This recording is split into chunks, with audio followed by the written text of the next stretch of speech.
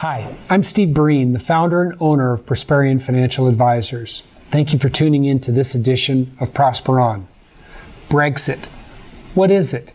Well, it's a word that's made up. Imagine if the vote had gone the other way. It would be called Remain? I don't know. Well, with all the news about Brexit, it actually reminds me of how the media spins stories and how bad investor behavior can actually cause investors to hurt themselves, whereas wise investors are grateful for volatility. And you know, it reminds me of 1987 when the financial markets fell due to computers. Ebola, Brexit, Sarin, you name the scare, these all create opportunities for wise investors. So, the latest panic is Brexit. The real question for us to ask is, well, what does it mean? How will it impact me? And what should we do?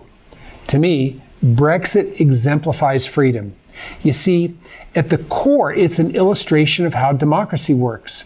Some 70% of the citizens voted, and the majority chose to leave the European Union, a governing body that was designed to create a vibrant European economy. Well, it hasn't really worked out very well. You see, over the last 40 years, these 28 countries back then represented 36% of the global economy. Today, they only represent 17% of the global economy, and it's continuing to fall. Clearly, the EU has done a pretty poor job creating jobs or creating a vibrant economic economy. Does this dissent sound familiar? Also, it's interesting how the media or the polls got it so wrong. Up until the day of the election, they were actually anticipating the English voters would relent and bow down to the political establishment, staying with what is known. In other words, Britain remaining in the EU. What happened? Obviously, the polls got it wrong. The Prime Minister got it wrong, and he's essentially the president. Democracy has worked, and now Britain is free. Again, does that sound familiar with what's happening in America? So, England leaves the EU. What does it mean for investors? Bottom line, investors should ignore the scare stories about Brexit.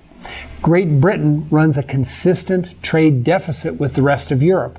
And what that means is they sell more goods and services to Great Britain than what Great Britain produces. England is a huge consumer. Leaving the EU does not mean that they're going to stop consuming. That's nonsense. And there's no way that Europe will not allow or will allow one of their biggest export markets to become distant. I think countries in the EU will chase Great Britain to the ends of the earth to sell them goods and services. They're going to renegotiate their trade agreements. Well, how is this going to impact U.S. investors? I think it's great economic news for the U.S. because it frees the U.S. and England to sign new trade agreements, essentially lowering costs. Why? Because just participating in the EU adds in about a 5% price to the goods and services, which essentially is a tax. Now, what do countries get for that tax? Well, I guess they get their name on the EU's website. And you know, there are many countries that are beginning to ask that very same question. Why should we stay? So, what should investors do? Consider adding to your portfolio with any volatility that we had, especially with investments that are aligned with your goals. We believe great companies that make a nice profit, pay a nice dividend, and grow that dividend make tremendous sense, especially when they go on sale. And my wife says, when things go on sale, let's get going. This is an opportunity. If you'd like to have a conversation about Brexit, your portfolio, or your future, please feel free to contact us. Likewise, if you know someone who's caught up in this story, this spin of Brexit, and needs someone to talk them off the ledge, forward this email to them. We want to help people from bad behavior, especially bad financial behavior that would harm themselves.